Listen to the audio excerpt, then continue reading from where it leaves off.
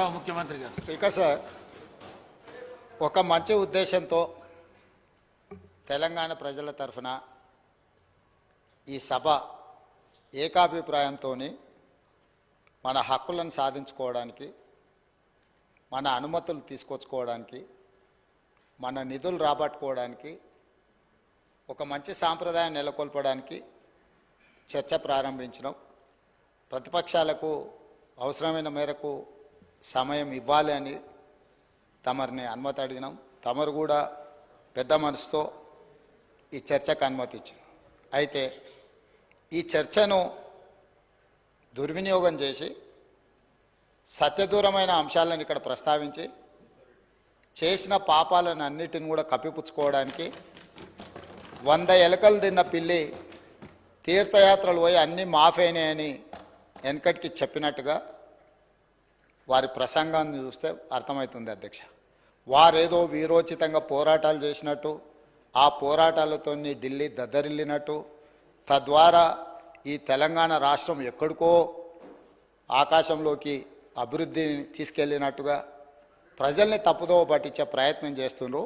ఈ సభలో రికార్డ్స్ని సవరించాల్సిన బాధ్యత సభానాయకుడిగా నా మీద ఉన్నది అధ్యక్ష. వారు చెప్పిన సత్యదూరమైన వార్తలతో పాటు కొన్ని సత్యాలను ఈ సభలో ప్రస్తావించాల్సిన బాధ్యత నా మీద ఉన్నది అధ్యక్ష. 2014 నుంచి 2021 వరకు ఎన్డీఏ ప్రభుత్వానికి, మోడీ గారి ప్రభుత్వానికి రాజ్యసభలో మెజారిటీ లేదు అధ్యక్ష. ప్రతిసారి వారు ఏ బిల్లు తీసుకొచ్చినా, ఏ అంశాలు ప్రస్తావనకు తీసుకొచ్చినా రాజ్యసభలో ఆమోదం పొందాలి అని అంటే ఇటు లోక్సభలో కానీ అటు రాజ్యసభలో కానీ ఆనాటి ప్రభుత్వము, వారు ఆరాధ్య దైవం అని చెప్పుకునే కల్వకుంట్ల చంద్రశేఖరరావు గారు పదే పదే మోడీ గారి ప్రభుత్వానికి ఏ విధంగా ఊడిగం చేసిండ్రో కొన్ని అంశాలను ప్రస్తావించదలుచుకున్న అధ్యక్ష. జిఎస్టీ బిల్లు తీసుకొచ్చినప్పుడు ఏప్రిల్ 5 అధ్యక్ష, ఏప్రిల్ 5 నాడు జిఎస్టీ బిల్లును లోక్సభ ఆమోదించిన ఎంబడే భారతదేశంలో ఎన్నో బీజేపీ ప్రభుత్వాలు ఉన్నా ఆ బీజేపీ ప్రభుత్వాల ముఖ్యమంత్రుల కంటే ముందు ఏప్రిల్ 9 తారీఖు నాడు అత్యవసరంగా శాసనసభ సమావేశాన్ని ఏర్పాటు చేసి ఇంత అద్భుతమైన జిఎస్టీ బిల్లును నరేంద్ర మోడీ గారు తీసుకొచ్చిండ్రు. నరేంద్ర మోడీ గారు తెచ్చిన జిఎస్టీకి మేము సంపూర్ణంగా మద్దతు పలుకుతున్నాం. ఇదే కాకుండా వారు ఆ రోజు ఏం చెప్పిండ్రు, ఈ బిల్లుల మీద మోడీ గారిని ప్రశ్నించడానికి కాంగ్రెస్ పార్టీ ప్రయత్నం చేస్తే ఆ రోజు ఏమన్నారు ఇక్కడ కూర్చున్న కల్వకుంట్ల చంద్రశేఖరరావు గారు, ప్రధానమంత్రిని మీరు నిలదీసినట్టు ఈ సభలో మాట్లాడతారా, మీరు మాట్లాడడానికే వీల్లేదని చెప్పి కాంగ్రెస్ సభ్యులను దబాయించి జిఎస్టీ బిల్లుకు 100% అక్కడ రాజ్యసభలో లోక్సభలో మద్దతు పలకడమే కాకుండా ప్రత్యేక శాసనసభ సమావేశాలు ఏర్పాటు చేసి సంపూర్ణంగా నరేంద్ర మోడీ గారికి మద్దతు పలికినరు. Point number 1. అదేవిధంగా 2018 జూలై 21 నాడు మోడీ గారి కేంద్ర ప్రభుత్వం మీద కాంగ్రెస్ పార్టీ అవిశ్వాస తీర్మానం ప్రవేశపెడితే ప్రతిపక్ష పార్టీలని కాంగ్రెస్ ప్రవేశపెట్టిన అవిశ్వాస తీర్మానానికి అనుకూలంగా ఉంటే ఆనాడు అవిశ్వాస తీర్మానంలో ప్రతిపక్షాలకు మద్దతు ఇవ్వకుండా మోడీ గారికి మద్దతు ఇవ్వడానికి ఓటింగ్లో పాల్గొనకుండా వాకౌట్ చేసి బయటకు వెళ్ళిపోయినారు అధ్యక్ష. అంటే వాకౌట్ చేయడం కూడా మోడీ గారికి మద్దతుగా ఆ ప్రభుత్వాన్ని నిలబెట్టడానికి 2018లో ఇచ్చేసిండ్రు అధ్యక్ష. అదేవిధంగా రైట్ టు ఇన్ఫర్మేషన్ యాక్ట్, అసలు ఈ దేశంలోనే సమూలమైన మార్పులు, పారదర్శకమైన పరిపాలన అందించడానికి ఆనాడు యూపీఏ ప్రభుత్వం మన్మోహన్ సింగ్ గారు ప్రవేశపెట్టిన ఆర్టీఐ యాక్టును తూట్లు పొడ్చడానికి 2019 జూలైలో ప్రవేశపెట్టిన సవరణ బిల్లుకు కంప్లీట్గా రాజ్యసభలో మెజారిటీ లేకపోతే 240 రాజ్యసభ ఎంపీలు ఉంటే 113 మంది మాత్రమే బీజేపీకి ఉంటే ఆ రోజు ఆ బిల్లును ఆమోదించుకోవడానికి టీఆర్ఎస్ రాజ్యసభ సభ్యులు జోగినిపల్లి సంతోష్ కుమార్ గారు ప్రత్యేక విమానం వేసుకొని రాజ్యసభలో పాల్గొని ఆర్టీఐ సవరణ చట్టానికి ఓటేసిన మాట వాస్తవం కాదా? అంటే టిఆర్ఎస్ రాజ్యసభ సభ్యుడు ప్రత్యేక విమానంలో వెళ్ళి అక్కడ నరేంద్ర మోడీ గారికి మద్దతు పలికింది. ఆ పార్టీ అధ్యక్షుడు ఆనాటి ముఖ్యమంత్రి చంద్రశేఖరరావు గారు అనుమతి లేకుండా చేయగలడా సాహసం అధ్యక్ష? ఇది అప్పుడే వీరు మర్చిపోయినరా? అదేవిధంగా నోట్ల రద్దు ఈ దేశంలో ఉండే చిరు వ్యాపారుల యొక్క జీవితాలతో చెలగాటమాడింది.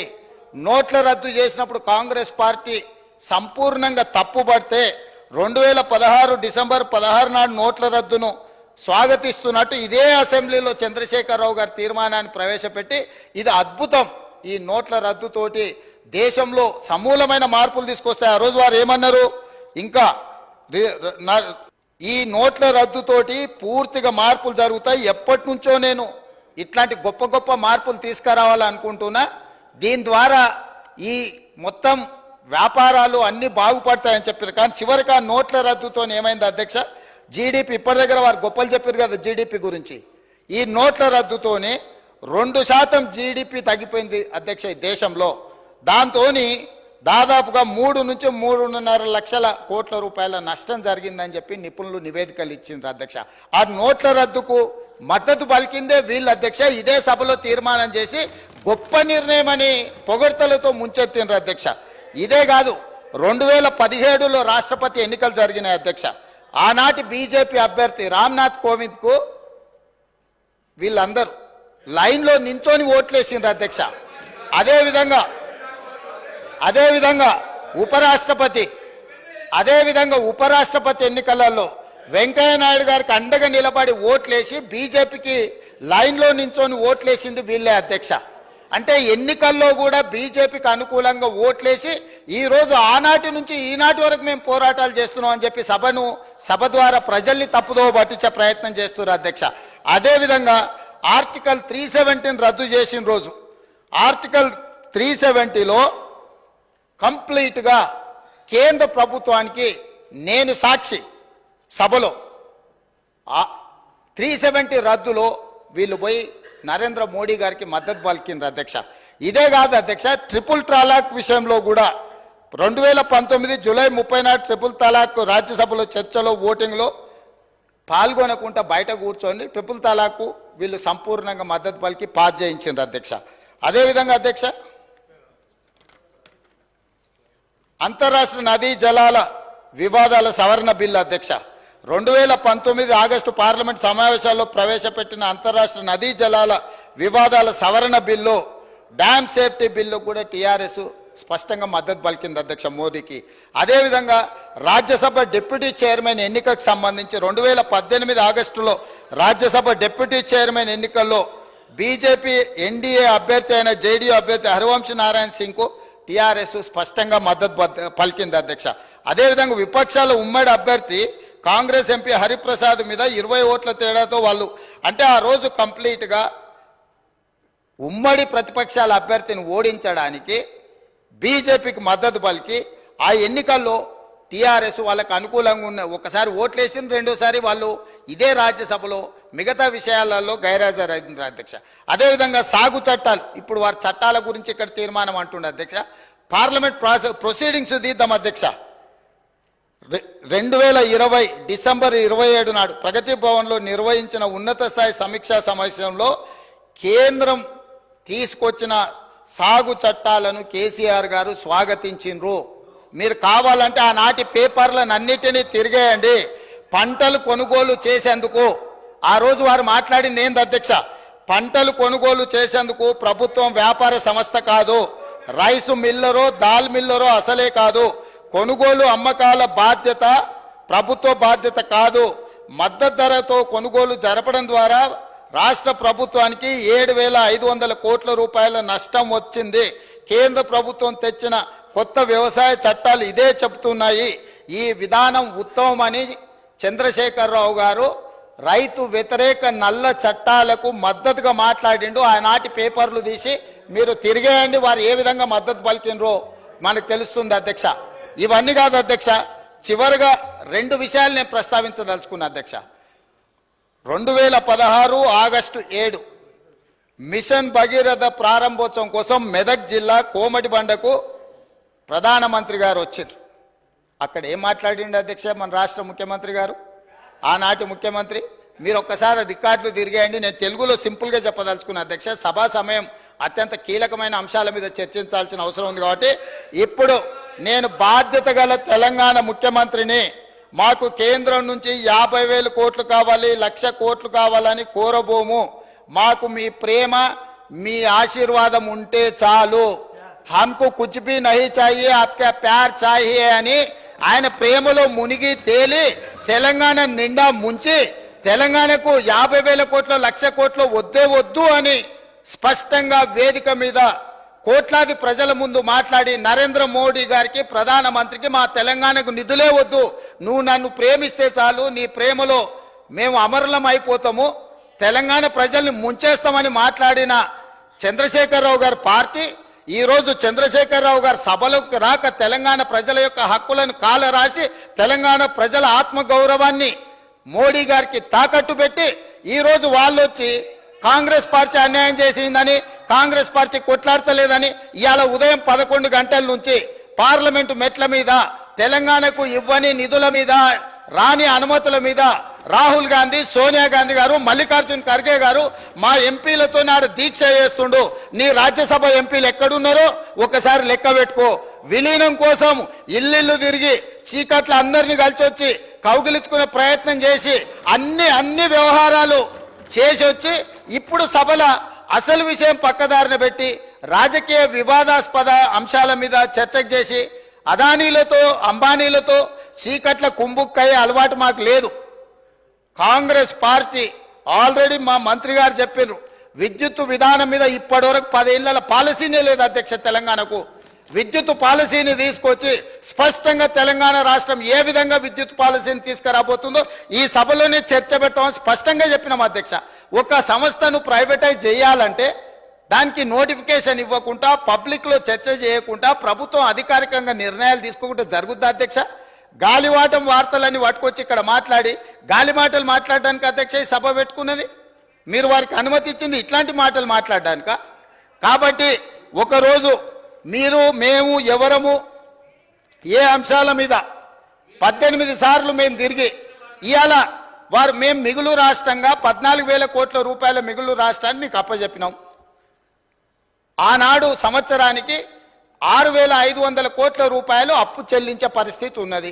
సరిగ్గా 10 సంవత్సరాలు తిరిగే వరకు 7 లక్షల కోట్ల రూపాయలు అప్పులు చేసి ప్రతి నెల 6,500 కోట్ల రూపాయలు, దాదాపుగా 70,000 కోట్ల రూపాయలు మీరు చేసిన అప్పులకు మిత్తిలు కట్టి ఈరోజు నడువు వంగిపోయే పరిస్థితుల్లో రాష్ట్రం ఉంటే ఆ నిజాలు చెప్పొద్దంట. లోపల క్యాన్సర్ ఉండాలి, ఎయిడ్స్ ఉండాలి, కానీ నేను మంచిగా ఉన్నా, ఎర్రగా బుర్రగా ఉన్నా, నాకు పిల్లని అండి పెళ్లి చేసుకుంటా అని అబద్ధాలు చెప్పి ముంచాలని చెప్పి వారు సూచన చేస్తున్నారు అధ్యక్ష. రాష్ట్రం దివాలా తీసింది. దివాలా తీయడానికి వాళ్ళ అసమర్థవంతమైన 10 సంవత్సరాల పరిపాలన, విద్యుత్ శాఖ దివాలా తీసింది. 88,000 కోట్ల రూపాయల అప్పులే కాకుండా సింగరేణికి బకాయిలు వాళ్ళు అట్లనే పెట్టిండ్రు. ప్రైవేట్ కంపెనీలల్లా ఎక్కడ తెచ్చిన అప్పులు అక్కడనే ఉన్నాయి. ఇరిగేషన్లో కాళేశ్వరం కట్టిన అంటారు, మేడిగడ్డ కుప్పగూలిపోయింది. ఇవాళ ఆ బ్యాంకులకు తెచ్చిన అప్పులు అట్లనే ఉన్నాయి. కాంట్రాక్టర్లకు పెండింగ్ పెట్టిపోయిన 1,000 కోట్ల రూపాయలు అక్కడనే ఉన్నాయి అధ్యక్ష. ఇట్లా ప్రతి శాఖలో ఎన్ని, అసలు ఎఫ్సిఐలో 2014-15లో మేము సరఫరా చేసినామన్నారు, ఇప్పటి వరకు వసూలు చేయలే. మా ఉత్తమ్ కుమార్ రెడ్డి గారు కష్టపడి మీరు చేసిన తప్పులను సవరించి ఆ నిధులు రాబట్టడానికి ప్రయత్నం చేస్తుండ్రు.